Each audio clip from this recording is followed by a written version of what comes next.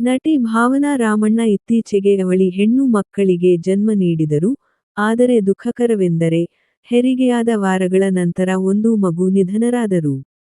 ಇನ್ನೊಂದು ಮಗು ಆರೋಗ್ಯವಾಗಿದೆ ಮತ್ತು ಚೆನ್ನಾಗಿದೆ. ಐವಿಎಫ್ ಮೂಲಕ ಒಂಟಿ ಮಹಿಳೆಯಾಗಿ ತಾಯ್ತನವನ್ನು ಸ್ವೀಕರಿಸಿದ ಭಾವನಾ ರಾಮಣ್ಣ, ಜುಲೈ 2025ರಲ್ಲಿ ಇನ್ಸ್ಟಾಗ್ರಾಂನಲ್ಲಿ ತಮ್ಮ ಗರ್ಭಧಾರಣೆಯ ಪ್ರಯಾಣವನ್ನು ಹಂಚಿಕೊಂಡಿದ್ದರು.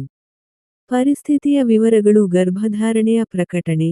ಭಾವನಾ ರಾಮಣ್ಣ ಜುಲೈ 2025ರಲ್ಲಿ ಐವಿಎಫ್ ಮೂಲಕ ತನ್ನ ಅವಳಿ ಮಕ್ಕಳ ಗರ್ಭಧಾರಣೆಯನ್ನು ಘೋಷಿಸಿದರು ಎಂದು ಈ ಇನ್ಸ್ಟಾಗ್ರಾಂ ಪೋಸ್ಟ್ನಲ್ಲಿ ತಿಳಿಸಲಾಗಿದೆ.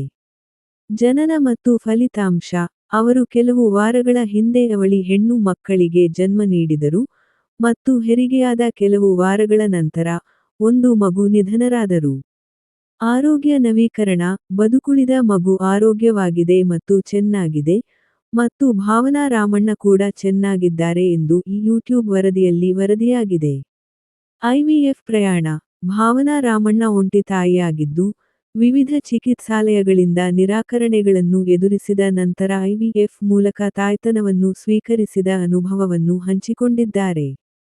ಬೆಂಬಲ ವ್ಯವಸ್ಥೆ. ಒಂಟಿ ತಾಯಿಯಾಗುವ ನಿರ್ಧಾರಕ್ಕೆ ಬೆಂಬಲ ನೀಡಿದ್ದಕ್ಕಾಗಿ ಅವರು ತಮ್ಮ ತಂದೆ, ಒಡಹುಟ್ಟಿದವರು ಮತ್ತು ಸ್ನೇಹಿತರಿಗೆ ಕೃತಜ್ಞತೆಯನ್ನು ವ್ಯಕ್ತಪಡಿಸಿದರು.